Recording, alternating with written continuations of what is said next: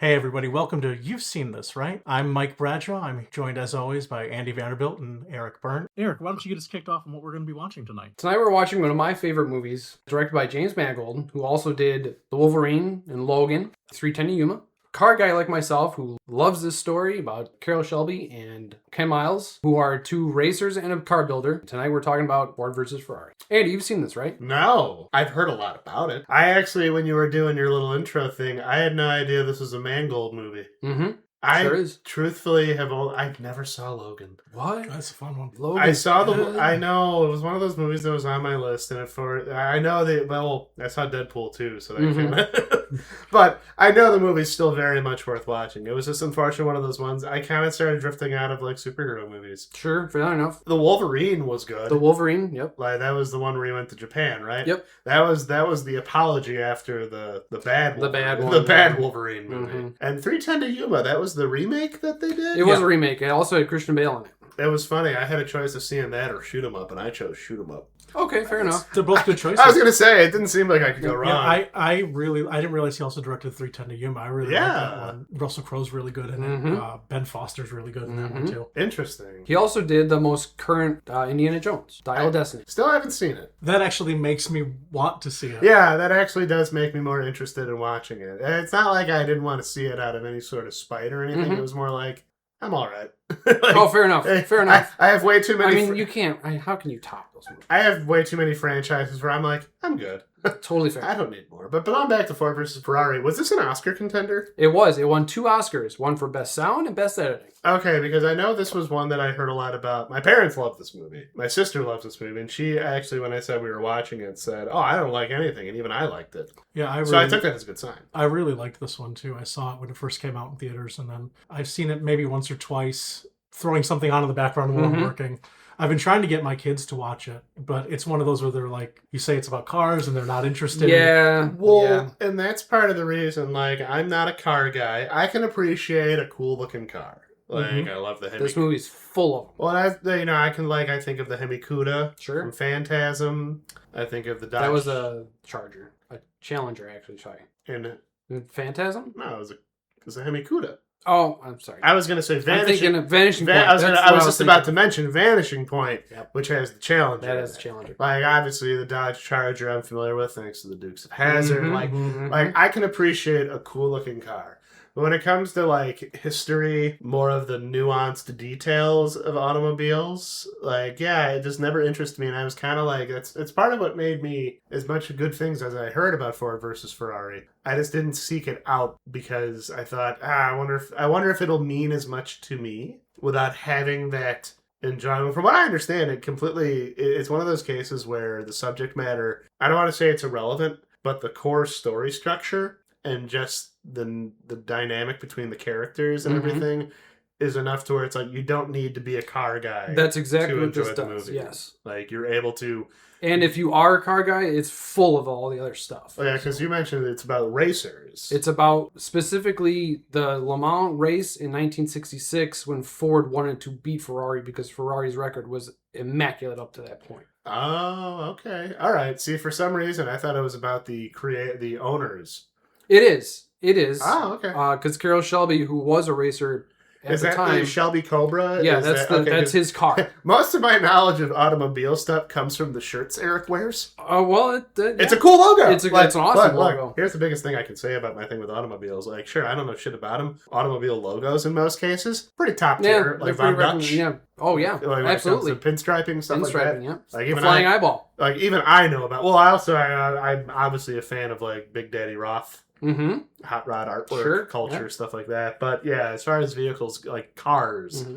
No, this movie does a good job of, even if you're not into cars, it does a great job just telling an awesome story. Well, that's just like any great sports movie. You don't need to come into it with the knowledge of the sport. I'm not a sports guy.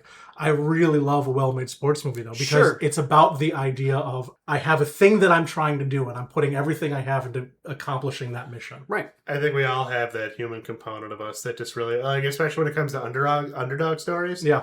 Or you just have peak movies like Slapshot. Oh, yeah. I mean, what isn't there to enjoy in Slapshot? Oh, this movie is also, it's a biopic. And it's been Hollywood a little bit, but almost everything that happens in this movie is absolutely true. Now, does this go into like the history of? Is it focused mostly on the race? No. Oh, so does it go into like the history of Ford and Ferrari as companies? 100%. Because I know a little bit of car history, but not much, just because it was always like standard in our American history classes to learn about things like the Model T and stuff like that. Ferrari, I know nothing about. I just know Ferrari, obviously, growing up, usually like the car names you'd hear when you'd think of like... It's Italian, expensive, and fast. Well, it's like... And red. Yeah, or a Corvette. Corvette is Chevy, yep. Like, well, the Corvette was another one of those words, like... You'd hear like you'd hear Corvette and you know it was a car. It was also like a high quality car. Right. Like that is like a fancy sports car. Yeah, it's not like somebody talking about their Escort, right? Yeah, or maybe their Pinto or Focus. I mean, hey, the Focus.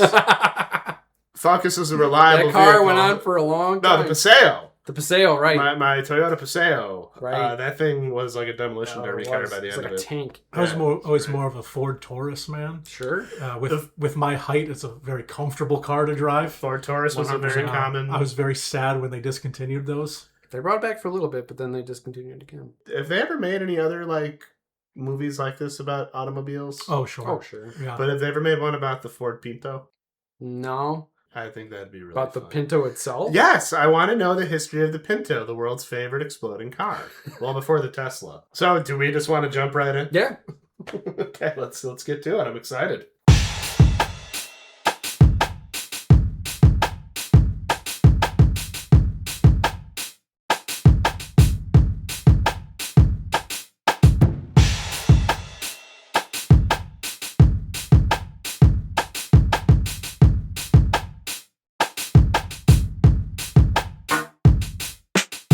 So, Andy, after your viewing, what'd you think? My feelings are a little complicated, but I figure we'll get into that. Well, not complicated, but it's like the ending, of course, is a thing. But I have my own rationale behind that. But overall, loved it. Definitely scratched the itch of the sports drama. It had all your basic components. I'm a sucker for a nice period piece. Sure. I always appreciate seeing the fashion. Soundtrack was pretty cool. Yeah, that's the big thing that I forgot about somehow is how much the music drives everything. I mean, that's how soundtracks work, but it's a really, really good one. Well, the original score. Yeah. So towards the end of the movie, I brought up so this is basically just a realistic speed racer. And it's like, I know that can seem kind of childish in a sense, but I mean that in the sense of like, oh no, this is like hitting all the right notes as far as again, I'm not a car guy, but I think there is the primal natural urge among all humans to like to see cars go fast and race one another. Sure. And this movie... It's a huge deal. This particular movie taps into the primal nature exceedingly well. The score, in particular, whenever the racing was happening, was so well done. It was nice because it was subtle, but it was enough, like you said, Mike, to drive. Like, yeah, you had some cool original tracks in there. Like, I'm always happy to hear the Sonics. Yeah. Show up. Yep. Like, it's funny they didn't choose the one song they did about a car, but that's fair, I guess. Like you said, Mike. A little on the nose. It's Boss Hoss. It's a great song. I really enjoyed it. I got shades of Boogie Nights with the camaraderie among the racing team. In particular, Shelby and Miles. Ken Miles. Sorry, I'm so used to them calling him Miles. Of course, one of the highlights of the movie was their little spat in front of the house. Oh, yeah. Oh, their little fight. The llama bite. That was the line. That was the line that got me. It's such a charming fist fight. Well, it helps. It's Batman and Jason Bourne going after each other. And just being awkward about it. Right. It's not a fight between martial artists. This is a fight. This is a fight between an angry Brit and a good old boy out in front of a house. Throwing groceries at each other. When the Brit was coming home with Wonder Bread and ice cream. That's actually one of my favorite details is when Shelby grabs like a can of peaches to bash him in the skull with and then stops and grabs the loaf of bread instead. I was cracking. He doesn't want to hurt him. I was cracking up about that because I was like, that is such a... To reference Boogie Nights again, I got some delightful himbo vibes from Shelby. What's his last name? Carol Shelby. Carol Shelby. The Cobra, correct? That is... Okay. I got some delightful himbo vibes from him in the sense of like, he just loves the race, but he's a no-nonsense kind of fella. And that was Matt Damon, Matt correct? Damon, yeah. Okay, so I'm always making sure. My brain has this horrible problem where I confuse him and Mark Wahlberg. Well, that's after The Departed. That happened to a lot of people. Never seen The Departed. Actually, no, that was Leonardo. Well, Mark Wahlberg was in that, but it was Leonardo DiCaprio they confuse him with. But. Still need to see The Departed. All three of them were in it. Yeah, okay. So it's not out of the picture, right? No, they were all in but, it. Matt Damon was great in this movie. Like, his accent was delightfully charming. Listening to him interact with everybody, it was a wonderful character study. A biopic. I always forget which one it is. Yeah, it was really good. Like, I figure we'll save discussions about the ending. Even though the ending I don't even have a problem with because, like, I kind of discussed, just like, it's history. It is, yeah. And it's like, we had that brief discussion, like you were saying, how they could have ended it after the race, but if you do, all people are going to do is look up who Ken Miles was and be bummed out anyway. Well, people who already knew who Ken was. Well, they knew the story. Or will know, like, okay, why'd they cut that out? Exactly. It would just be like you softened it. A photograph and an additional sentence during the coda at the end. And which would be, like, if anything, I don't think it'd be as impactful. Well, I was going to say, if anything, the fact that they treated it so, like, I don't want to say matter of fact is in the sense that they... So summary, I guess, for anyone who... I mean, if you're watching this, you've probably seen the movie. But at the end, of course, after the iconic race where, sadly, Ken Miles does not win... But all three Fords do cross the finish line. So it is still a historical moment. Ken Miles and Carroll Shelby still have that wonderful camaraderie. Like, it's not anger. It's like, get him next time, you know? And unfortunately... Ken knew that he did it, so he wasn't... Exactly. Like, well, that goes into those sports vibes, you know, like with Rocky. He doesn't win in the first one, but he went the distance and he proved it to himself. Well, in this case, Ken Miles, he decimated... Absolutely. Every single... He set multiple records. He decimated Ferrari. Like, that slight nod at the end where the owner of Ferrari just tips his hat. That, to me, I love those subtle... That was awesome. Yeah. I love those subtle, quiet moments of respect among characters where there doesn't need to be, like, a big, grand gesture. The thing with Ferrari at the end, I really love the choice of his aide, whoever it was, takes the phone call that the last Ferrari driver was out of the race, and he goes over and talks to him, and the choice not to subtitle it. We don't need to know exactly what they're saying. No. Right. Well, that's kind of speaking to the real quality of this movie, is that there was a lot of dialogue I couldn't necessarily hear, but you could still understand everything that was going on. Like, there is not a moment in that movie where I was lost. You could just tell. I mean, one thing, Christian Bale's facial expressions in this movie. That happens a lot in this movie. I haven't seen a whole lot of Christian Bale movies, admittedly. He's not my favorite Batman. I don't want to say complicated feelings on those movies, but it's like, he's an alright Batman. But in this movie, I feel like you really got to see Christian Bale's range, because he could be an abrasive dick. Yeah. But he could also be this lovable goof.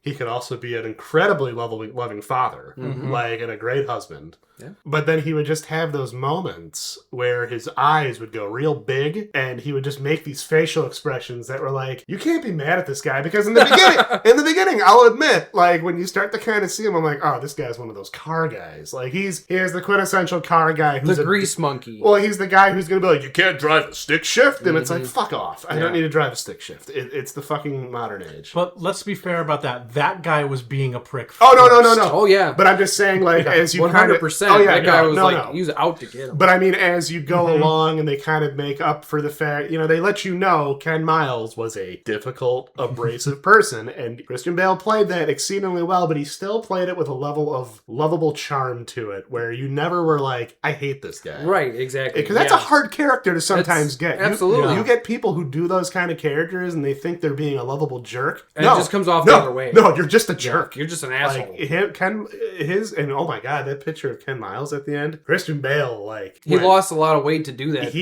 Especially you could tell with his fucking jawline during every time. I feel like I kind of dominated the conversation. That's one of those things with Christian Bale just as a performer. He'll do anything to his body. There was maybe a 20-year period. Well, The Machinist, right? Going from American Psycho into The Machinist and Batman, the way that he would throw his weight up and down. He's after the movie Vice, where he played Dick Cheney. That was the movie he made before this. Yes. He made it before? Yeah. Okay. So he gained all the weight, and then for this movie, lost all the weight. He's like Vincent D'Onofrio. He has said since then, that's a young man's game. I'm not doing it anymore. Fair enough. My body can't handle it. That's fair. Well, because I remember with The Machinist, he was on he ate grossly shredded carrots. Yeah. Like he starved his body. He was and like then he went 135 pounds. Yeah. It was bone and skin, and that was. And then you go, of course, to Batman, where he's shredded. Yeah. Like in Batman Begins, you see him training with the League of Shadows, and he's like... He actually gained more than that in muscle, and it was too much for Batman Begins, and he had to go down again. It's like having The Rock dressed up as Batman. Pretty much, They said, no, you're too big. You gotta. It's a shame absolute Batman wasn't a thing at this time. It's one of my favorite stories that I've ever heard Christian Bale say in an interview was when he had done that. It was he had heard one of the guys that he had worked with, like a crew member that he'd worked with on the show, goes, "I didn't realize this was called Fat Man," like under his breath. I would not say that to Christian. You know what? People gave Christian Bale all that shit about the lighting thing. The fact that Christian Bale didn't break that guy's jaw, maybe he's not as bad as we all thought. All right, but then again, I don't know. That's a whole other thing. But everyone was really good in this. I did not know John Bernthal was in this movie. Yep. And this was post Punisher, right? Yep. Okay, because my timelines. Because my first time discovering John Bernthal was The Walking Dead, which I think was a lot of people's first introduction to him. Because he played Shane. He almost came off as more likable than the lead. I don't know. John Bernthal is just great. I think he was great as the Punisher. Oh yeah, well he's awesome. He's another one of those guys. He's a very consummate professional in a sense. Where I have no idea what was his name, Lee Iacocca. Lee Iacocca. I don't know who the hell that guy. I don't know anything about him. But John Bernthal's performance made me want to go home, probably go on Wikipedia or something, and read about. Do you have a documentary I can watch? Maybe actually. But interestingly enough, if they were to make a movie about the Ford Pinto, the two main characters would probably be Lee Iacocca and Ralph Nader. Oh, Ralph Nader, yeah. Who would they get to play Ralph Nader? I'm not sure. Christian Bale. Christian Bale comes back to play another politician. I'll do it one more time to be in the Ford Pinto movie. He was heavily involved in the development of the Pinto. Jesus Christ. The first American subcompact? No, not the Pinto. The first exploding car. Well, it didn't really explode. Well, the rear fender was made out of flint, right? I mean, a couple of them kind of did. It wasn't, yeah. But it wasn't as bad as people made it out to be. Okay, but Nader made it worse. Eric, it was unsafe at any speed. Cars at that time period, they were all unsafe. Ralph Nader wrote a book about the Ford Pinto called Unsafe at Any Speed, talking about how dangerous it was and that it should be recalled. And it wasn't just about the Pinto, it was driving in general. Yeah, and he's one of the main reasons we have fucking seatbelts in cars. Yeah. Because of the stuff going on in that book. Okay, so... And that brought bad news to the Pinto, and then they exaggerated that the Pinto starts on fire if it gets rear-ended. It did happen a couple of times. It did. But not but every it's dramatic. time. Yeah. So the rear fender wasn't made out of flint. No, but the gas... You seemed awfully unsure. I was going to say the bumper. But... Okay. That's right. The bumper. The bumper. But you seemed a little unsure. The gas tank wasn't as shielded necessarily as it should have been. It was. Okay, guys, really quick car. I'm going to throw a little car question at you. Okay, then we'll get back on track. Which would you rather be cursed to drive for an entire year? A Gremlin or a Pinto? A Gremlin. No, sorry, the Pinto. I would drive the Gremlin. I would drive the Gremlin 100%. Wait, which one would you... Wait, you confused me. What? I would not want to drive the Pinto. You would not want to drive the Pinto. And I would drive the hell out of a Gremlin. A Gremlin. Even if you're afraid that people would say there's a Gremlin on the side of your... Well, I don't care. Okay. I don't know anything about the Gremlin, but it sounds cooler, so I'll pick that one. Okay, that's fair. Plus, I trust his advice on cars, so I'm just going to take his answer. Yes! The AMC Gremlin was a terrible car, but the Pinto was much worse. It's a fantastic movie. I understood entirely right from the get-go why it won an Oscar for sound and editing. And editing. Yeah. Well, there were two movies that I thought about during Ford versus Ferrari. One was Speed Racer, which is legitimately one of my favorite films. I love it. I genuinely love how unabashedly silly and just... cartoony. It embraces it, but I also thought about Mad Max Fury Road a lot. Oh, that's interesting. Again, I'm not a car guy, but I love a good car chase in a movie. Now, this obviously doesn't have car chases in the literal sense, but there is something about perfectly shooting the intensity and speed of two cars racing.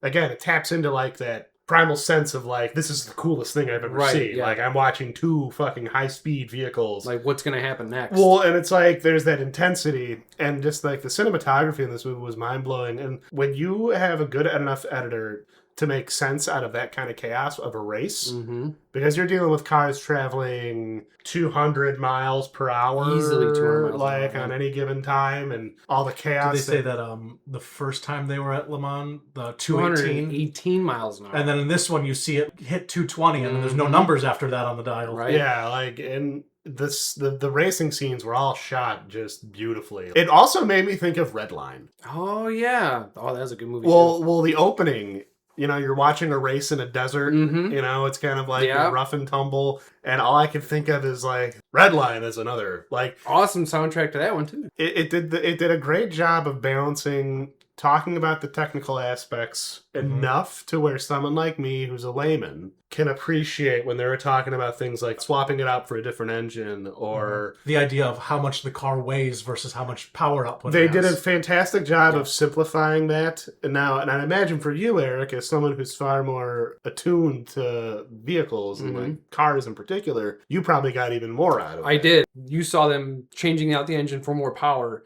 What I heard was the 427, which is the Ford version of that. And that's what they said. That's what it is. So I got the nuances out of it. Being the car guy, I can understand what the actual numbers and the specifics that they were talking about. See, and I think that speaks to volumes about the writing of the movie, that they were able to walk that fine line where a layman can invest and get involved in this, and someone who is more technical minded can appreciate those details. Yeah, they did a great job with that. I mean, again, it really like everything Everybody made sense. Yeah. No one was lost in figuring out like why what was that? Why would we put wool? Why would we put the wool or whatever on the car? And it's like, oh no, I get it. They're watching for airflow. Like it all made sense, and it all just moved, and it helped that it was against this wonderful backdrop. I really like that 60s. Like that was part of the reason I liked X-Men First Class so much. Sure, is I love the fashion sense. I just love the vibes of that. One thing I noticed watching, it's idealized. No, not really. Well, you know, in general, with just like that small little slice of Americana. Right, yeah.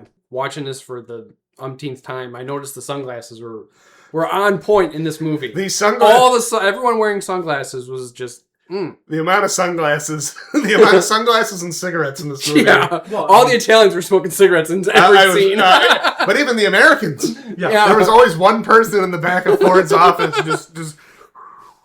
I really like the production design. Beautiful. And the costuming and all those things. I did mention while we were watching it, there was one thing that I felt like was off. Let me see if I remember. Because yeah. It was the chip bag. Yeah. There was the scene where Ken and Molly were in the car, and she was basically trying to get him to admit what was going on because he was holding it back from her. And he reaches back into the groceries. There's a lot of grocery shopping with them in it. There is. And the fact that that's a repeated thing that comes up probably says something really interesting about what it's trying to get at with them. But he reaches back and grabs this bag of potato chips, and something about it looked way too modern to me. Like, that looks like a bag of regular ruffled potato chips that I could go to Aldi and get right now. And that didn't... It felt off to me. See, my argument against that, though, is that a chip bag design is timeless. I don't know. They might have struck gold right from the get-go and decided to stick with it. I don't know, man. Maybe they couldn't find a chip bag from the 60s. James Mangold just stays up at night. God, I could have done the chips.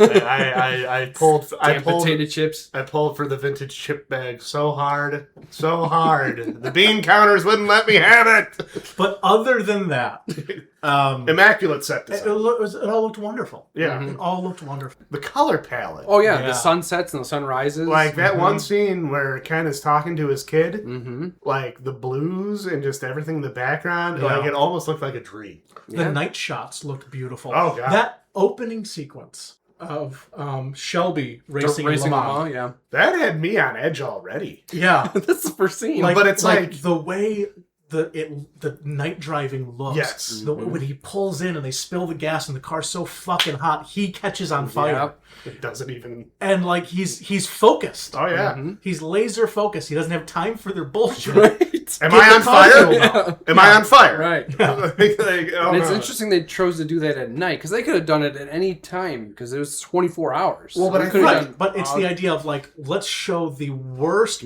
possible.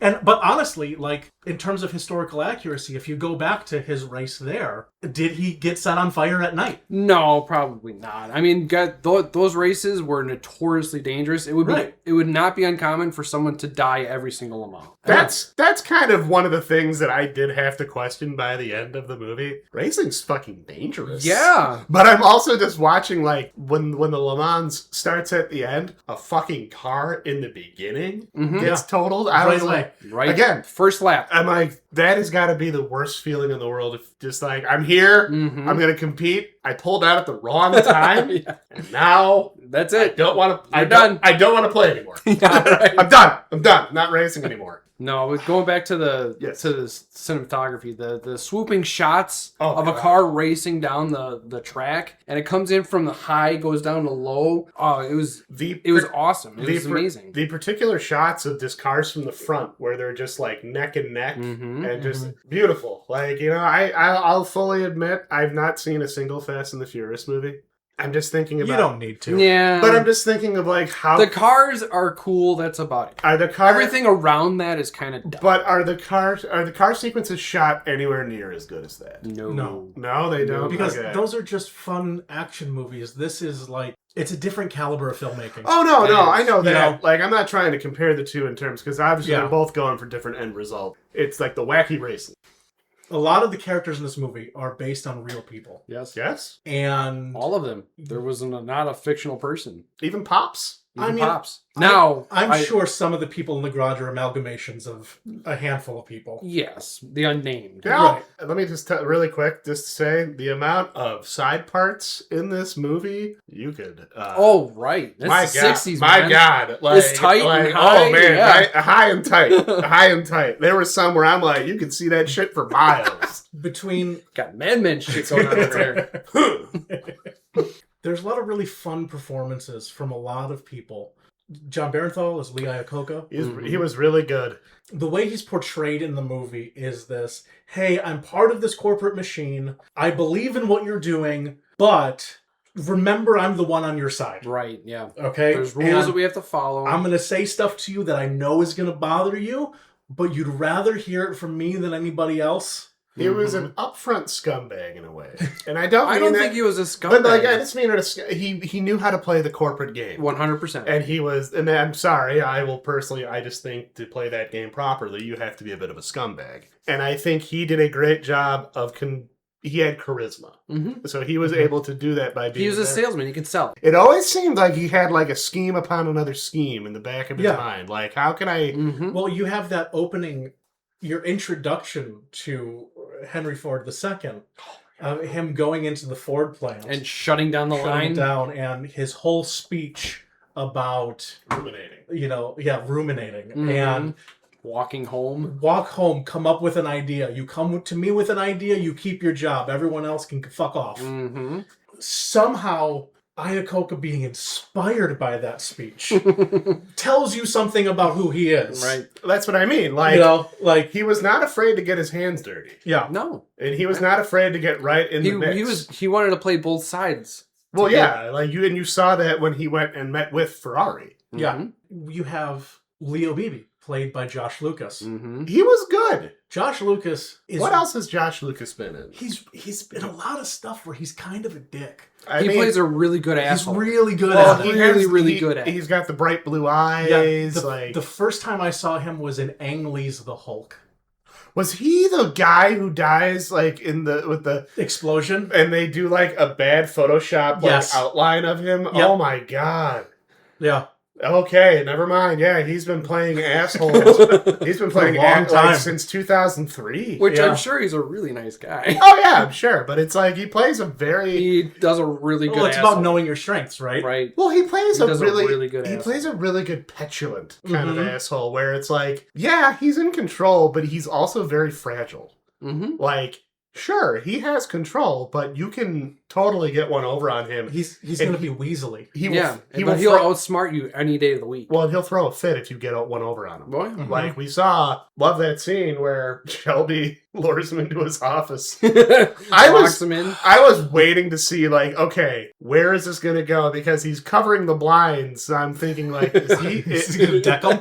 Well, no, I thought Ken Miles was in there. Oh. I thought a shroud pop out behind the desk. A shroud was going to open up and Ken Miles was going to be there and just rough him up. No, it's just so much funnier of him just going, okay, and Yeah. locking the door. Mm-hmm. Oh, and then his buddy, like, oh, I don't know what's going on with the lock here. It was a surprisingly funny movie at times. Yes. Like, we talk about, of course, there's spat. Mm-hmm. But even then, just certain line delivery. Matt Damon, the way he played... Oh, Matt Damon was Matt Damoning. It was really good, though. Like, I'm not the biggest... I don't know the most about Matt Damon. I'll admit I've never really seen a lot of his other big movies. As I said, I have not seen The Departed. I've seen the ending.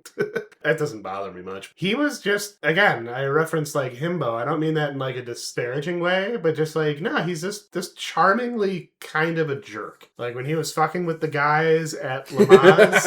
taking the watch and then dropping the bolt. Yeah. Like, and he does it, and it's like, can't be mad at him. Right. He's like a little scamp. Yeah. He's like one of the Dover boys. Mm-hmm. Now, I don't know really anything about Shelby and his real life personality and what he was like. Was he kind of a scamp like that? To sell one of his Cobra cars and to promote one of his cars, he had one car that he sold to 4 different magazines. All I did was change the color. So everyone thought it was 4 different cars. There was only one car. Bit of a scamp. Yeah. Well, they kind of hint at that when they're in the garage and like He already sold it to 4 other people. Yeah. Yeah. So it seems like he would probably... I can see him doing that 100%. Because he's not alive anymore, correct? No, he died. Okay, I guess... He not that long ago, 2012 maybe? Now, being a salesman, though, but he was also, like, he could do it. He could do it. He did know, it. like, he did it. He was the only American to win, at that time, the Le Mans race. Yeah, just going back really quick to that opening scene, like, I don't think a driving scene has adequately kind of conveyed the stress that goes, like, just the fatigue. Mm-hmm. Not that I've ever been in a race, but I've been on long drives before, and just how accurately that captures the feeling of nighttime. Your senses are getting kind of dulled. Right? You know, You're like hitting trying your to wake head, yourself like, up. trying to, like, it is... I was locked in kind of at that point because I was like, oh shit.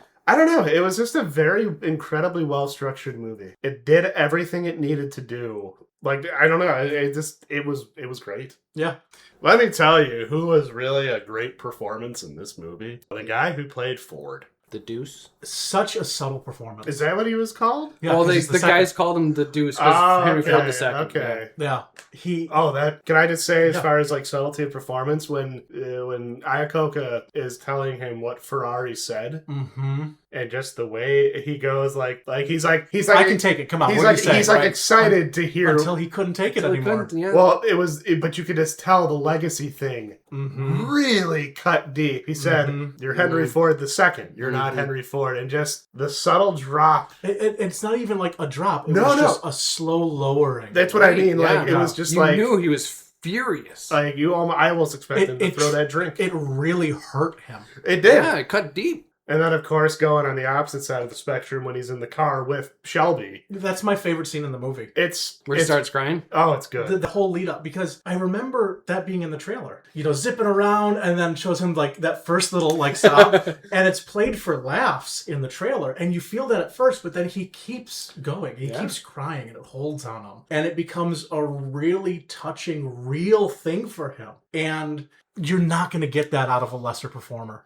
No, they wouldn't do it as well. Because I saw what you mean, because I'm sitting there like thinking, it's kind of funny, you know, they took him for a ride. And then he just keeps going, and it's kind of like, I think this is like one of those things where this really means a lot to him. And the way he delivers the line, I wish Daddy was here to see this. Right. And again, saying Daddy, not my father, or anything like that. Right, he was raw. Yeah. You know, and going from him getting in the car, it's like, are you sure you're ready? He's like, my name on the middle of the wheel tells you I'm ready.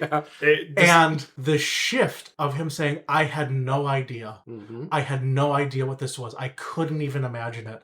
I'm sorry. Yeah. And that's what it took to get those guys what they needed. So yeah. How accurate is this movie? It is very, very accurate. There are some things that are Hollywood. Well, for example, Phil Remington, Pops, the actual guy, was only 30 years old. That they had to hire an actor who seemed like he was much older, much wiser. To fit what it would have been like, to make it believable. Because exactly. That's how smart those guys were at that time. Well, when I saw Pops, I'm thinking to myself, he looked. You know who he made me think of? He made me think of PB out of The Rocketeer. Sure, absolutely, 100. That is perfect. Guy in a sharp mustache, nice. Well, you know, he didn't have the Einstein haircut, but nice cropped hair, like everybody fucking had in this movie. Like, everyone's hair made me envious. I was like, God damn!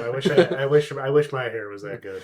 Now, another thing that they doctored up was in the 24 hours in Daytona, Ken Miles didn't just barely win that race. He was about 10 laps ahead of everyone else. That's how fast he was. Also, Leo Beebe wasn't as big of he a was prick. No, he wasn't. He was actually a pretty cool guy. Is Leo Beebe still around? No. I don't think so. Well, I always wonder about that because I think of like... His family was not happy with the portrayal in this movie. That's what I was Ford going kind to of distanced themselves from it. Yeah. And that's going to happen. Well, I guess because they just portrayed, like, hey, our dad wasn't actually like that. Yeah, right. It was an oversimplification. Sure. Well, and I kind of got that from a little bit, like, because I'm thinking to myself, Leo Beebe seems like he's literally just trying to... Working under Ford seemed like it was stressful as all hell. That was real. Like that felt like really a very accurate portrayal of Henry Ford. You would have had to have been really cutthroat to survive there. Yeah, like that opening scene, as we mentioned, where he shuts down the factory and talks about walking home and ruminating. That to me was like setting a standard, and I'm like, so to get in Ford's good graces, you got to be cutthroat. Well, you have to play the game. In that introduction, it's Leo Beebe is the one that Ford says, "Shut it down," and he gleefully goes over there. Yeah. You know what I mean? He gets a joy out of it. They were developing so that right away, oh, they're pricks. Like he's the guy, and they do it so well. Yeah, he's the the suit. He's definitely a suit. Where we have our lovable rascals, Ken Miles and Shelby Cobra. Or Shelby. Carol Shelby. Carol Shelby. Sorry, I don't know why I want to call him Shelby Cobra. It's a cool name, though. It's a pretty cool name. You got to admit that's a pretty fucking cool name. The kid was real. His wife and his kid were very, very good. I don't want to downplay their role, but like, how sports movies, there's the family connection, the outside connection, and I think they did a fantastic job of being a very meaningful... You believed it. You believed it. You believed it. Yeah. I really like the actress who played his wife. I don't know who she is. She's good. She was great. That scene where you had the beef with the potato chips, like her performance when it was both equal parts funny and terrifying. It's whenever you would see them together, you just would always get this feeling of course they're together. Right. Yeah. Like antagonistic, she brings him beer when he can't go to the race, and she turns on a song that they dance. She brings them a fizzy pop. Yeah. She after folds out her chair and she brings one for Shelby. Oh yeah, he said not to. Not to. No. I'm gonna. And then asks, "I'm going to the store. Do you need anything?" Oh. And she doesn't just ask Ken. She asks Shelby too. All the characters in this movie were lovable in their own way, whether it was because they're a conniving kind of prick like Leo Beebe or Molly and his kid. What about Ferrari? That was a really fun performance too. It was subtle. He kind of very subtle. It was very subtle. I feel like they wanted to portray him more as a villain, but he didn't come off as a villain, more as an antagonist. Right. And only an antagonist in this story, because obviously that is who Shelby and them are trying to beat. You can also say that Ferrari was cutthroat as well. Oh, they were incredibly. Because he wanted to sell his company. He was broke, so he needed money from somewhere, but he also wanted the control of his racing program. But also, he wanted everything in that racing. Because he sold it to Fiat, right? He sold it to Fiat. But also, there's this feeling of, I'd rather it be an Italian than an American coming in. Oh yeah. Well, all the stuff he says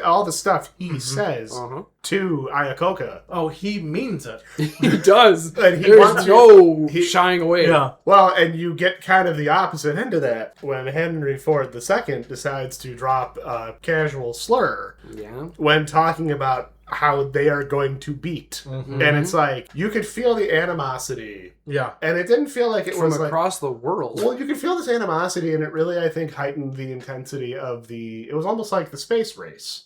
Yeah. Just for... Racing. And, I actually think that's a really interesting pairing now that you mention that. Like, as opposed to thinking of this like a sports movie or thinking of it like a racing movie, comparing it to something like The Right Stuff. Yeah. Still need to see it. At the same time period even. Right. Roughly. And that idea of, we are going to do something nobody's ever done. And we're going to do it better than you. Yeah. And, I mean, obviously, they were very in your face about it all. Oh, yeah. Both sides. Both sides. Because it's like, part of me was thinking, like, you could have... Because when I heard Ford versus Ferrari, I didn't know anything about this movie going into it.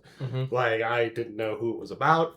I didn't know who any of these characters, any of these people were. So I honestly thought it was going to be like a two-sided movie in a sense, where it was going to be, we would jump back and forth between... You would have the main character on each side. Well, yeah, you'd have the racer for Ferrari, and you'd have the racer for Ford, and we'd kind of go back and forth. And it would be kind of this... I'm trying to think of movies that have done something like that. Kind of like, I guess, not exactly the same, but think of like Rocky IV. I was going to say like a Rocky movie. Well, like Rocky IV shows you what Ivan Drago is doing. So realistically, obviously they heightened up how he's the villain of the movie. But... And again, I think that's why thinking of it not like a sports movie, because that's a very sports movie structured way of thinking. Yes. And thinking of this like... I felt like I was watching history. Thinking of this like it's an astronaut movie is a really interesting perspective to view it the way the story handles itself. Well, because I haven't seen a whole lot of astronaut movies. Actually, I don't think I've seen any astronaut movies. Really? I don't know what to tell you. Never seen Apollo 13. That's really good. I've never seen The Right Stuff. I've seen the Simpsons episode Deep Space Homer, Sure. which parodies The Right Stuff. So I have an idea. You ever see First Man?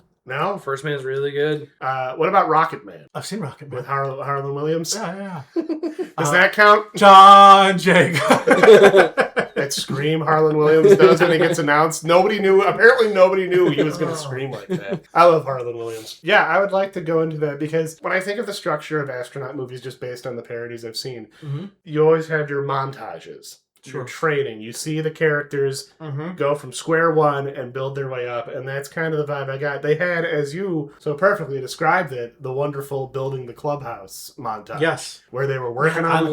I love a good building the clubhouse montage. Oh, this one had a really good one. As I said, I love a good montage. When that started, I'm like, this is like, it was really good. And I guess that's where I was kind of looking at it like, is you're watching, instead of watching the sports structure of here's this team, here's that team, which not even all sports movies follow in a sense. Right. But even to the point of when you get to the race and he loses and he chooses to come back, it makes it's another one where it feels less like a sports movie. Yeah. It feels like a personal journey. Yes. Yeah. Because the core of the story is the relationship between Ken Miles and Carroll Shelby. Exactly. And that's the actual story of this movie. And I got the same feeling of friendship that I got between those two that I did between Dirk Diggler and Reed Rothschild. Yeah. Dirk Diggler and Reed Rothschild. Same kind of relationship as Ken Miles and Carroll Shelby. But just those two characters, just two guys who both share a passion. They might be different, like they have different ways of approaching it. But they find something that bonds them. Yeah, there's a commonality, there's a goal. And they bring out the best, or they support each other. They bring the best out of one another as much as they can. I guess we can get into the ending because you had hinted ahead of time I might be mad about it. I didn't want to say you were going to be sad because I didn't want to maybe give it away. Well, but so I chose. When I learned it was a biopic, that kind of made me think because they're in the movie. I went into this movie blind. I knew nothing about it. I almost think that's the way most movies should. That's why I don't watch. Oh no, same. Let's see. I don't mind a good trailer is good because like I referenced the Nosferatu trailer. Yes, I watched it after that. I'm like, yeah, you're right. That's a peak that's how you do a trailer. Yeah, that's how you do a trailer. You don't show the monster. No. You just That was an okay. Like when I watched that on December, when I watched that in the morning when it was released, I was like, "Oh, I'm sold. I'm excited." Like, so at the end of the movie, they don't win Le Mans. It's a controversial loss, but you again, like we talked about earlier, you see Shelby and Miles are it's not like this big like breaking point for them. He said it himself. Ken Miles says it. You promised me the race, right? The drive, not the win. You didn't promise me the win. So going into this movie blind, I had theories on what was going to happen at the end as someone who had no idea what the story was about, like what happens in real life. So my thought was there's going to be an accident at Le Mans. And Ken Miles is going to unfortunately die there. Or he's going to crash and lose, and it's about like, hey, we made it. We still did it. We just didn't win. Right. And I guess, like, it was a gut punch, the fact that, it was this beautiful ending, and then almost unceremoniously. And I don't want to say that it was treated callously. It wasn't. It was treated tastefully. You could have done it a million different ways. You could have done it a million different ways, and instead it just kind of happens. Not a word is said. Right. Like, you see the tragedy unfold of Ken Miles, sadly, he doesn't get out of the car, And that's something that, thinking back, right? You have the breadcrumbs through the whole movie that's where it's leading. Yeah, like, I had a feeling like, I know this isn't going to be a typical happy ending. That discussion that Pops has with Ken's son. Yeah. About Pete, I think. Peter. Yeah. About how, so long as they get out of the car, they're fine. Right. And he talks about all the different safety features and everything. And he got out. Yeah. Fast forward to the end after he dies, and 6 months later, and Shelby's still taking it really hard, and he's really holding on to it. The way Pops says, just, it's been 6 months. And then as he's walking out, it's like, sometimes they don't get out of the car. You should know it's an expected thing that could happen. Right. Well, you already... It doesn't make it easier, though. It doesn't make it easier, but it could happen, and in this instance, it did happen. Well, and I think there was, it was very bittersweet, is the best way I can think to describe the ending, because obviously you got to see these characters go through their high points. Ferrari was defeated, and then you got that level of respect. Yeah, that was awesome. No, the just a little tip of the hat. The subtle, I love that kind of stuff where not a word is said, and it's like, you don't see Ken Miles throw have a meltdown when he loses. It's just, I did it. On to the next one. Which is really funny because he kind of has meltdowns every other time in his life. No, that almost. Well, every other time in the movie, he doesn't slow down, and no one can tell him what to do. Well, you saw him make peace with things. Yes. And I think that's what made... the way that's shot, where you have, it's like the sun coming up, and the way you get that soft light filling the car as he's having this kind of... Oh, it's beautiful. Moment. Yeah. Like it's almost like, it feels very dreamlike. And with the subtlety of the performances in this movie, him singing, literally singing about how happy he is. Yeah, but even then, just the little nods. And then that, okay, all right, okay. All right. And just, he almost seemed kind of proud of himself. Yeah, because he proved it to himself. He did it. But for bringing the two guys in with him. Yeah. Like, it almost kind of seemed like he was like, okay, I got this. This does feel right, actually. I'm bringing you guys home with me. Like Molly says, he's bringing them home. Yeah. And it almost kind of turns him into a folk hero of sorts. Like, not that he already isn't. But... Now, sorry. No, because... Go ahead. When he died, was that before the following year? Like, was it in between, or was there some time? No, it was in between. It was the very next car. He only did the first... He only did one round. Okay. So the next car that they were developing was the one that he died in. And they don't know why he died. It's suspected brake fade, but no one knows how he died. And what is brake fade? I was going to ask. It wears out? Brake fade is when the pads don't create enough friction, and they literally, with your brake pedal, you know how it's stiff, it goes all the way down and you cannot stop. Oh. I've had a car that did that for a long time. That's brake fade, where you literally cannot press on the brake pedal and nothing happens. I just didn't have the money to fix it, so I just drove around like that for a while. I think emergency brake can work too. Like, it would just feel like I'm deflating a balloon. That's exactly, instead of stopping the car. That's brake fade. Yep. But yeah, it was a bittersweet ending. But I think when you go into something like this knowing it's a biopic, you kind of have to expect that. Because I've seen enough movies where when you think about it, Ken did everything he wanted to do. And if you talk to anybody who knows this race, everyone knows Ken Miles won that race. Technically, he didn't. Yeah. But everyone knows that Ken Miles won. Well, he set how many records during the race? Multiple records. And he was laps ahead of everybody. Yeah. So again, which means that that scene that we see of him slowing down and they come in, for him was 16 minutes. Yeah. about that. You I know, mean, that had to be like- a hard 16 minutes for him. Yeah, Because just, he had to watching watch every, guys every pass- single car pass him Right. 4 times. Yeah. And I mean, I'm very interested in talking to other people about this movie now, just to know, because, like, you know, the movie could have technically ended after Yeah. Le Mans. And it would have been a serviceable ending. It But would have would have been- missed the mark. It would have. Yeah, Because like, then the movie is about the race. Right. It's And not it's- about Carol and Ken. Mm-hmm. Oh, and it's like you get to see, and you get to see that final drive off Mm-hmm. of Carroll Shelby driving like he was in the beginning of the movie. Where, Mirroring when he finds out he has that heart condition and can no longer race. yeah, like you see him take off. It's it's the only time in the movie that you see him stuttering over his words. His performance, like, again, as someone who really doesn't have the most to say about Matt Damon, like, his performance in this movie really drew me into, again, I want to look up more automotive history now just because I watched this movie. Like, This is a great start because those GT40s did exactly what it is. They dominated. They had to change the rules for them not to win. but I'm more interested in the people. For sure. Yeah. Like, I genuinely am fascinated by Lee Iacocca. Yeah. One figure being involved in so many things. Mm-hmm. And, of course, you know, racers in general. Like, I think no matter who you are, you can appreciate a good race. Absolutely. And it was really cool to see The things... the competition is just human nature. Well, and again, just the way it's shot is so good. One of my favorite things in these kind of movies, or really any movie that involves vehicles, or even like Iron Man also did this too. But I love when you have the vehicles moving and it does like the cockpit view. Sure. Star yeah, Wars, right. Star Wars Yeah. did this all the time. The first person point of view. Not even first person, but where it's like the front view and you're seeing the person. Oh, right. And you just see them, and it keeps cutting back and forth. Speed Racer did that a lot.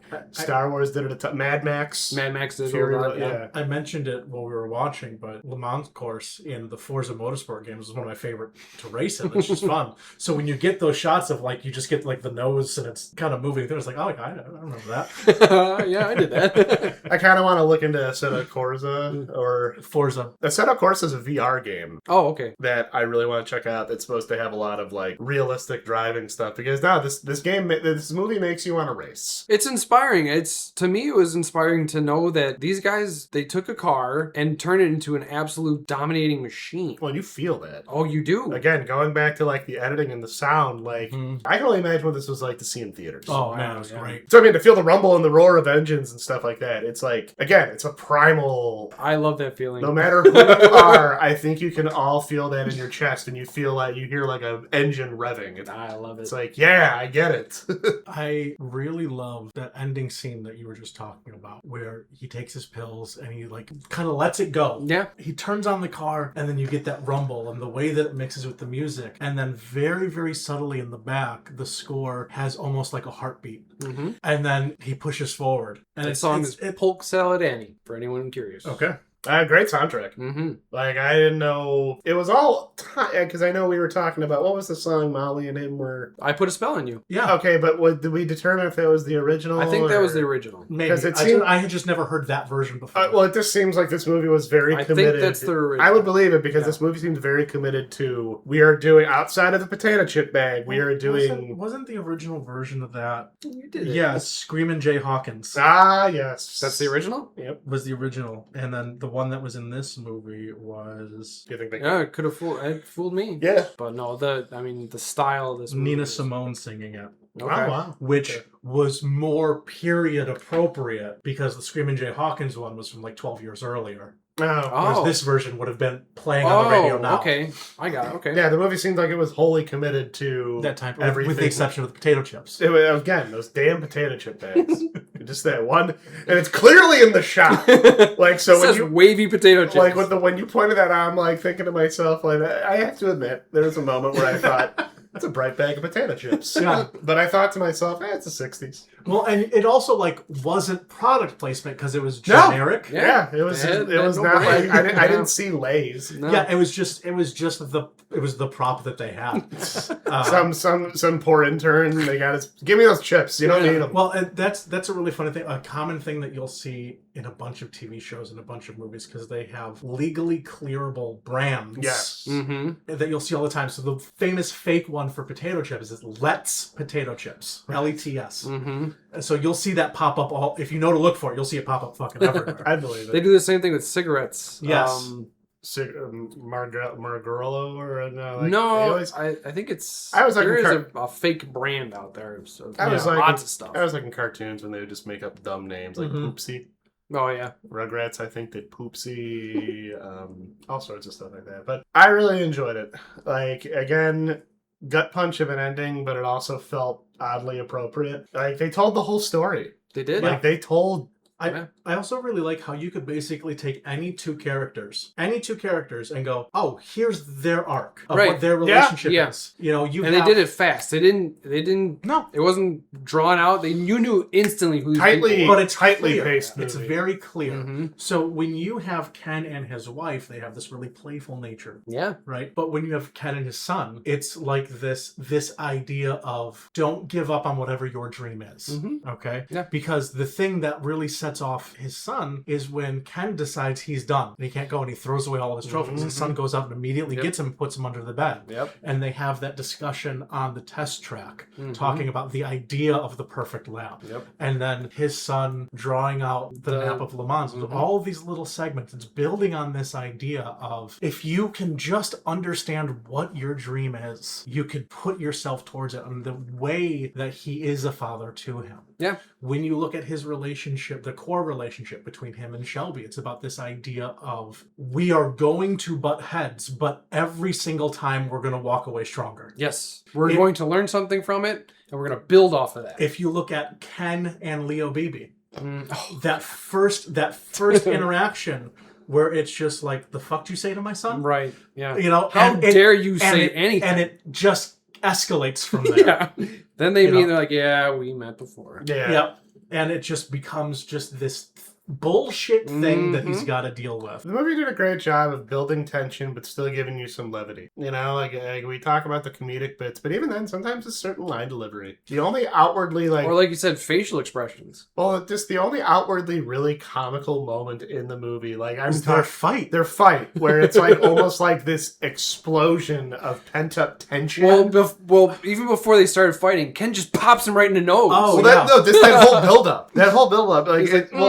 Because you could feel tension building throughout the whole movie. It's not bad tension. Not the kind of tension you'd get out of watching like an action movie where you see a hero and a villain like going at it, but just tension. There's a lot riding on this race. Everyone's stressed out. Yeah. Everyone's tense as hell. Everyone has their own roles to play. Like Shelby has to be the guy that has to be the salesman. He's got to do what the executives say. Shelby's got to be the company man, but but he knows Ken. Ken can drive. Is the one who's supposed to drive this. It's like he's the fulcrum. Yeah. Between Ford and Shelby Motor. Right? Or Shelby American? Shelby American, yep. Yeah. And he just has to fit that balance or else none of it will work for anybody. Right. Then everyone's out of the game. And you're dealing with these chaotic forces of nature like Ken. And just that fight, that whole build-up with their fight just feels like it's a release. It's absolutely this idea of he's stuck between the chaos on one side and the axioms of the other. And it's like one's trying to build structure onto the chaos and the chaos is trying to blow down the structure at the same time. And because the chaos doesn't want to deal with it anymore. He just has to deal with both of them. And the way that he does it is by building a loose structure around the chaos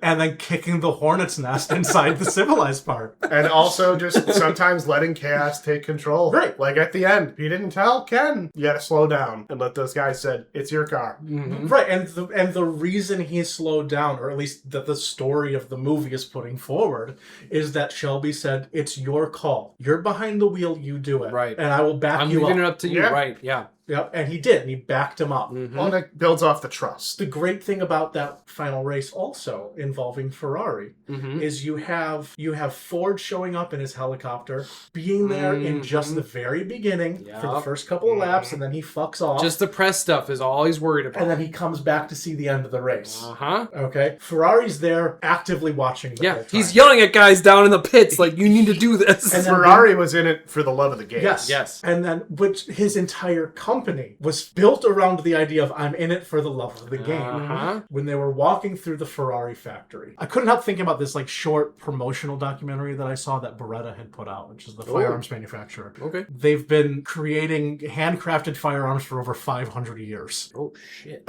And you look at some of their high-end like hunting shotguns, it's incredible because it's all handmade.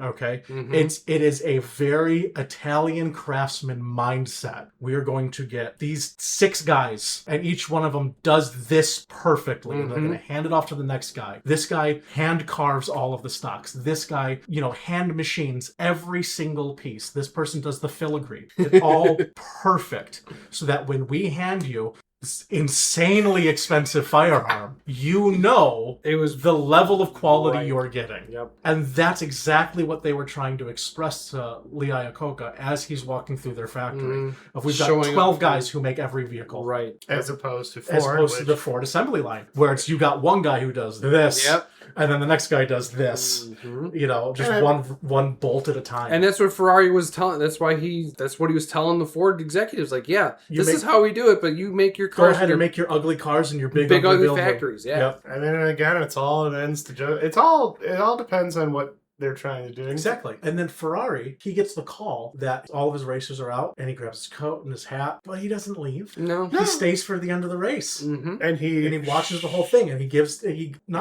sign of respect. Because they proved they did it. Right, yeah. They beat the guys who won the last 5 years. Yeah. Yeah. And it's like, I think that really was a big, for as much as Ferrari was like, the antagonist of the movie from, Ford's perspective, I think that did a lot to really show that to him, it was about the race. Right, yeah. And it was like, you proved. That's it, yeah. No, I concede. You beat me. Like, I don't even think antagonist in like the traditional sense. I don't think he's an antagonist. I mean an antagonist in the way this is structured. I think even in the structure, I think he just represents what the situation is. It's the other side of the coin. Well, I'm using the antagonist sense in like, that's who you're trying to beat. That is your rival. That's your competition. Like, that is who we're trying to prove ourselves to and outdo. If the story was about the race, Enzo Ferrari would be the villain of the movie. 100%. Yeah. 100%. No, and the fact that they don't do that, that's not what this movie is. No. And I think it's not the story they want to tell. It's a personal journey. Truthfully, I think the title of this movie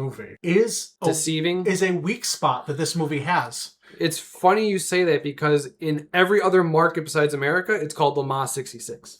Okay. See, and if you called it Le Mans 66, I think that would have probably drawn me in more. The reason why they didn't is because everyone knows Ford and Ferrari. Exactly. And I think that is a case of movie studios not trusting an American audience, which is why you get movie trailers that tell you everything that happens in it. Yeah.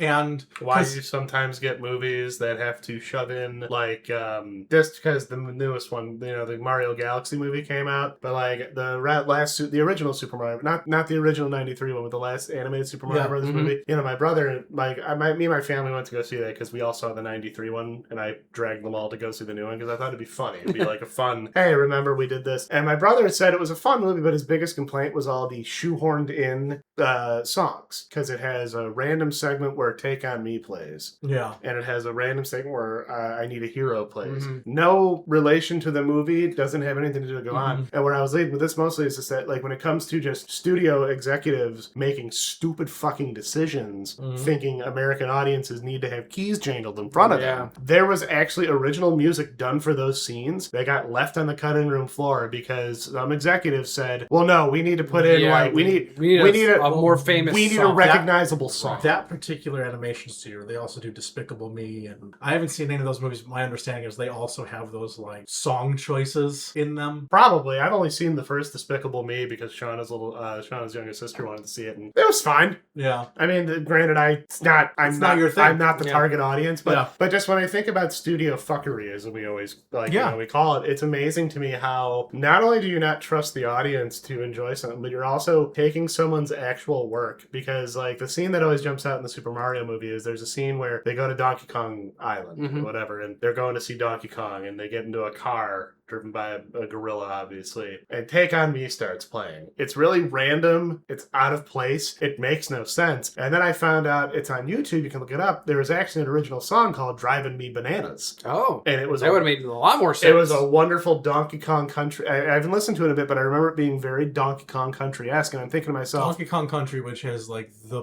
perfect soundtrack for Super Nintendo. Yeah. David Wise. I'm pretty sure that was David Wise, the same guy who composed for, like, Battletoads, because I think him and Grant Kirkhope. Battletoads is another one.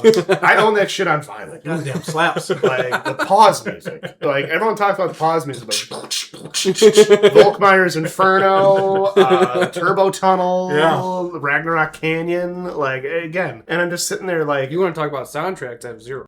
Another peak racing game, too. But that's going back to that's what we're talking about, is just this idea of like dumbing things down and not trusting. Because Le Mans 66, even if I heard that and I don't know what that means, and then I see a trailer and it's cars. I was like, oh, okay. It's a racing movie. Fine. Yeah. Titles don't have to make sense if you haven't seen it. Titles, once you see it, you know it makes sense, right? That's fine. When it's used as a tool to market something as opposed to be an organic part of what the work of art is. Right. So there's a really funny little like kind of side thing I can talk about really quick. Paloma, because she's into anime. Yeah. Like really like Shauna. There's a particular genre of anime called isekai, which is essentially where a character gets misplaced. So an isekai would be, Eric, you get sent back to feudal Japan. Okay. And you have to like figure things out. Or Mike gets sent to... the Masters of the Universe movie, where they come to... There's that huge spat of like fantasy characters, and oh man, they're in 1984 New York now.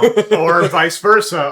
Like a kid in King Arthur's court. Yes. Anything where a character is fish out of water. Sure. But they also, the Japanese term is isekai. Yeah. And like there was a period of time where, well, it's not even just isekais in general, but there was a period of time where I noticed this like anime and manga titles were incredibly insulting to me. You know, when I think of like an anime title, you know, I think of some favorites. Outlaw Star. That doesn't describe, but if you hear the phrase Outlaw Star, that sounds pretty cool. Sounds pretty awesome. Like you're thinking, oh, is that a ship? Right. Is it a bounty hunting crew? We don't know. I'll watch the show. Instead, a lot of these animes just have the title be, I fell through a portal and now I'm trapped in this time century. What do I do? And I'm like, besides the fact it's long and stupidly obnoxious, why are you assuming? And apparently that's a thing though. They did it so people will not be confused. Thankfully, it's not always the case, because you have really high profile animes and mangas that are still going strong, like Dan to Dan is a really popular one. Danganronpa is a really popular game. I don't know what the fuck a Danganronpa is. All I know is people love it. Well, but just in general, like I hate it when people act like people aren't smart enough to get, but I've also seen it where people aren't smart enough. But you can also simplify a title without making it dumb. Exactly. An example I could think of is the book Flowers for Algernon. Oh. And it's a heavy one. And I've seen so many parodies of it. But the film version from the 60s was just called Charlie. Yeah. All right. It's Ben. Simple. There was the movie Ben. With the rat, right? Yeah. And then Gentle Ben about the bear. Yes.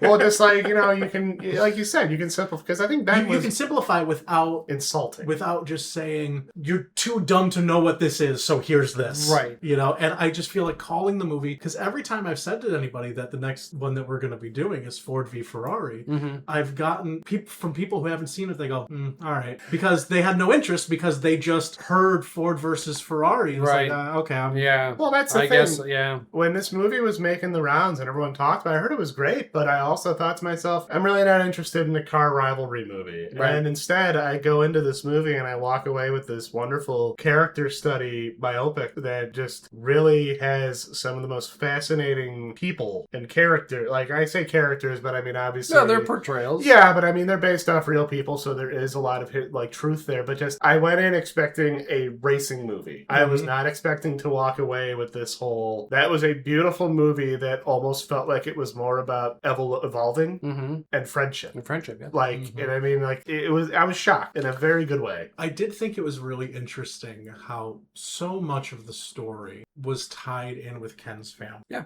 You get nothing about Shelby's personal life in this movie. Because I'm not going to say he didn't have he had a life, but racing, and that was his life. Like it very much portrayed it as, this is what I'm doing, guys. Right. But he didn't come off as one-dimensional. No, not at all. Not at all. Like, he didn't come off as one-dimensional as that everything had to be about racing. He seemed like he was probably kind of guy who likes to get home after a long day at the track, crack open a beer, maybe listen to some music, and flip through the latest magazine. Well, and that was the thing, is I had that thought at the end of the movie when he goes and sees Peter, and he really good scene. I was just thinking, like, they haven't shown anything about his family or his life at all, and I didn't think about it at all during the movie until that point. So I was paying attention when he gets into the car to see if he had a ring on his finger. He doesn't. Yeah, and I was like, yeah, it's just they don't, whatever his personal life was, that's not what the story was about. No, it's a very, I kept saying, tightly paced. Yeah, this movie goes. every second on screen is all seeming. It all felt nothing like, is wasted. No, it felt like everything was to get you to that point where you were watching. It was to get you to that end point. Mm-hmm. Shelby drives off into an unknown future. Well, literally a unknown, sunset. yeah, like unknown future in a sense of like where he's at, where it's like, you know, and it's like it ends in a very bittersweet but closure kind of way where you at least see that his family's doing okay. Mm-hmm. You know, like it almost like you said, it's been 6 months. Sometimes people don't get out of the car, and it's like, you know, Molly didn't seem hostile towards, like she seemed like she knew how Ken. That's right. That's probably how Ken would want to go out. Yeah, like it's there not was no uncommon. hostility. Right. Like Peter didn't feel any sort of hostility. Like, there's no animosity. no, Yeah. it's like it was a tragic thing that happened, but they don't blame him. No, they don't blame him. It was a tragic thing that happened because they're and well life aware of goes the on. risks. Yeah, And exactly. And that's the thing too, like the exasperated, it feels cold what Pop was saying, but at the same time it's like, this is not the first time this has happened to somebody we know. Yeah. And this is not going to be the last time either. I mean, you saw it during,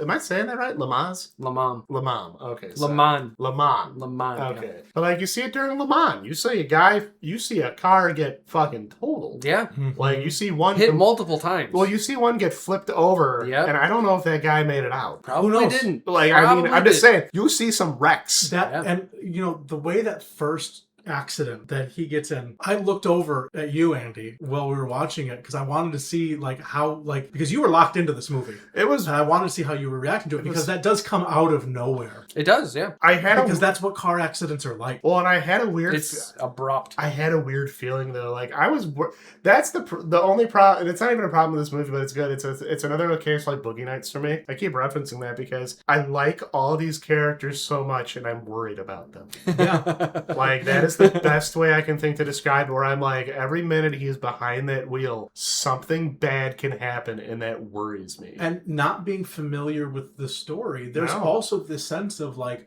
oh, he might have actually just died. Yeah. And then they have to figure out what they're going to do. That's like, the you thing. don't know where the story's going to go. Like, every time something would happen in that movie, I kind of thought, like, this could be it. Is this where they have to, like, is this where Shelby has to get behind the wheel again? Or, I don't know. Yeah. There's never this sense of, I mean, obviously he's the main character, he'll be fine. No. He doesn't give you that. No, it I doesn't was... give you that security blanket. So, Mike, what were you saying about watching me when... oh, yeah. So Sorry. You, the expression on your face was kind of what I was getting at. It was like, oh, this movie might just make a huge turn here. Yeah. And like that sense of security, I could tell you didn't have that. I didn't have the sense of security. I think the sense of security went away. Now, when did that happen? Did the car crash happen before Daytona? Or after? His first one? Like the faded break where he gets out of the car. Oh, that happens. Was that before Daytona? I think because after like I had a weird feeling something bad was gonna happen. That just kind of made it like, okay, I'm gonna be on edge every fucking minute this man is behind a car. Every fucking minute this man is behind a steering wheel, I am going to be worried for him. I'm going to be worried for how Shelby will feel. Yeah. Well, because they basically established that once he gets, I mean, not even when he's behind the wheel, he's kind of a madman. Yeah. All the time. 100, yeah. And that's what makes him good at that. And that's the point that he was making to the Deuce. Right. Yeah. Right? Is you need someone that feels like this all the time. Right. Ken Miles was the chaos that Ford needed, and you just needed to control it just enough. Mm-hmm. Not so much to restrain it like Leo Beebe wanted to do. Right. Just enough for Shelby to wrangle him in enough. Mm-hmm. But even then, you saw how, in the end, he let him make his own decision. And that's almost how you control chaos like that. Yeah. You're in charge. Yeah. I'm leaving this one up to you. It's really interesting, again, the way when you look at the individual relationships and the symbols that they use to strengthen them. One of the real big symbols, obviously, between Ken and Shelby is the wrench, right? Yeah. Because they use that as a way to basically like open the hostile nature of their relationship. It shows that he has it framed in this almost like this idea of making that quality is a thing that is precious to him means not even what making, we do. Not even making that quality, but Ken is that quality. Ken is that quality. Yeah. And then him going to give that to his son. Mm-hmm. Right? The symbol of the groceries between Ken and Molly. If you think about what that is, right? It's this idea of providing. Yeah. Okay. What was the symbolism of the llama bite? Well, that was just. I think that's just furthering the hostile but playful nature. You get what's a llama bite? Is that where you get someone? I guess it's like up in here. He pinched his armpit or something. Like I thought he said like because Christian Bale's accent it's a little difficult to understand, but it was all the same. I thought he was saying how like Shelby like gave him a titty twister, and maybe like no, I think it was under. Okay, I thought it was a llama bite where you just get somebody. Well, that's because he called it a nip. Right. Okay. I thought I heard nip, and I'm like, I don't think he titty twisted him. No, but that would have been fucking hilarious. But that idea of getting groceries, bringing something that you're providing into the home, that's constantly seen between the two of them. Yeah. And it's this idea of we are building something together. Mm-hmm. Well, how are you going to provide for themselves and Peter? Because his shop was locked up. The IRS took all of his shit. Yeah, that was not as big a plot point as I thought it would be. Like, it was, but it was really more so just like an antecedent towards him doing the race. Mm-hmm. Yeah. And it was also just really cool that, like, Molly wasn't mad that he was racing again. She didn't tell me. You didn't fucking tell me. Right. And that's why I'm going to drive this station wagon like you drive your cars. And that, again... Just to prove her point. That part even had me on edge, because I'm sitting there like, I swear to God if this ends tragically now. Well, it's just, they deserve each other. Oh, yeah. Yeah. It was a wonderful, again, chaos. Well, that started right from the rip, because when she walks into his shop, you're like, who is this? And then they're playful banter, and it's like, oh, okay. Oh, well, that's who they are. All right. So, yeah, wonderful movie. It's one of my favorites. I can see why. I watch it I can see why. And, as much as I feel like younger me probably would have been angrier about that ending, but I think older me is just, that's life. That's what really happened. Sometimes happy endings don't last. Yeah. And but the story, you felt so good during the whole thing. It did not feel like it was one of those cases where the director just decided and gotcha. Right, exactly. No. It felt earned. Yeah. Right, yeah. It felt like it was abrupt like you said, that's how car accidents are. Mm-hmm. You can't control that. Mm-hmm. And it's hinted at throughout the movie. And it felt like the appropriate end. Mm-hmm. Like, not obviously for a man losing their life, but for a man who lived, breathed, and just embodied the spirit of racing, that felt like the appropriate way to end that movie. And to see it end with, Shelby giving Peter the wrench and seeing that get passed on. Yeah, having him have his closure. Similar to how Ferrari and Ken had that little Molly and Shelby. Mm-hmm. That's just a wave. Yep. It's a sense of closure similar again to Boogie Nights. For that time period, for that guy, he's not going to get emotional with people. Oh, no. And as much as he's a talker and he could do, that's a different thing. Boy, you could feel it though. Yeah. But after he talks to Peter, what does he do? He gets in his car, and what calms him down? The rev of his engine. Exactly. Calms him down. Well, and it's like you could tell as he was talking to Peter, like he did a very good job of sounding. He was maintaining control, similar to a car, maintaining control, just barely staying focused. Yep. Well, what was the way that he did it? Right? He couldn't talk about his emotions. He couldn't talk about things going on. He then shifted it towards this idea of like, well, words are useless sometimes, but tools aren't. Yeah. And just trying to connect this idea of something real and practical. Mm-hmm. And it felt like his salesman pitch, but it didn't feel like hollow. Right. Brilliant performances all around. Like every component felt like it worked to benefit the other, from the cinematography, the sound, the editing, the performances, just everything locked in. And I just really have a much greater appreciation, I think. If you do the research on the history of this, you will find deep dives on lots of stuff. I'm sure. Like it's all fascinating. I'm already planning I'm to. sure there's an ESPN 30 for 30 like doc about this. Somewhere. There's a lot.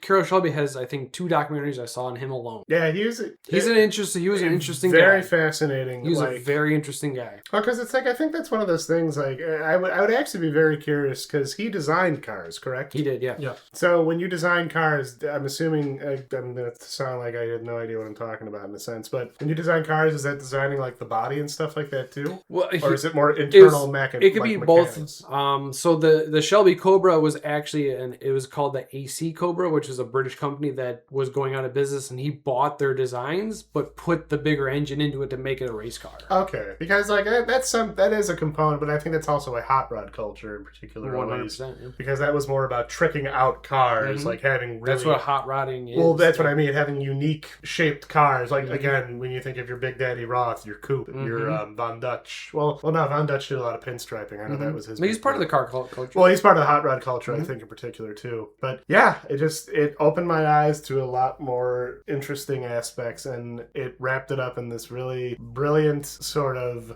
It's like you said, it's like a sports movie, but it's really not. It's like... It's a story about a friendship more than anything. Well, that's what I mean. It's one of those movies where it's like, yeah, it's technically a sports movie, but it's also a space race kind of style movie. Yeah, like structurally, that feels, that's what it feels like to me. Yeah, like, well, that's what I'm thinking to myself, oh yeah, you got your recruiting the pilot, your team, your ups and downs. Even, I mean, when you start getting into when Gus Grissom dies. In Apollo 1? But that whole, like, this is what we were planning for, this is what we're doing, and this is what happened. Yeah, even the astronauts that are flying around space right now know the risks. Yeah, because we're on the way to the moon again. We are on the way to the moon. Artemis 2. Yeah, we watched the launch. Nice. That was pretty cool. It was awesome. This is definitely one of those movies that I've come back to a few times, and I'm probably going to come back to it again. I really enjoy seeing the new things that I've missed, because there's a lot there. So I think we're about ready to wrap this up. I think this was a wonderful experience. I really enjoyed fordvferrari. I'm glad, man. Yeah. I can't wait to talk about it with some other people who've seen it. I'm definitely going to be doing a deep dive on some of these interesting characters I've come to know. Like, was Ford really that much of an asshole? Yes. Okay. And his grandfather was even worse than that. Yeah. The original. The original Henry Ford was a dick. But I mean, he comes from that era of Cutthroat. Survivor, you're dead. Edison to him Yeah. to... Yeah, it's true. So yeah, I guess that is it for tonight. Thank you all for joining us on this discussion for our 4th episode.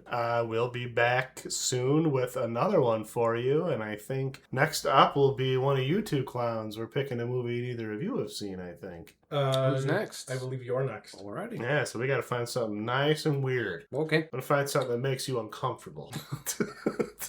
But anyway, as usual, thank you all for joining us. You can feel free to drop us a line at ystrpodcast@gmail.com. We're always happy to hear feedback, input, any movie suggestions even. We're hoping to keep making this a monthly occurrence as we continue to wear down our to-watch list and hopefully keep expanding our movie watching repertoire. So as usual, thank you all again for another episode of You've Seen This, right?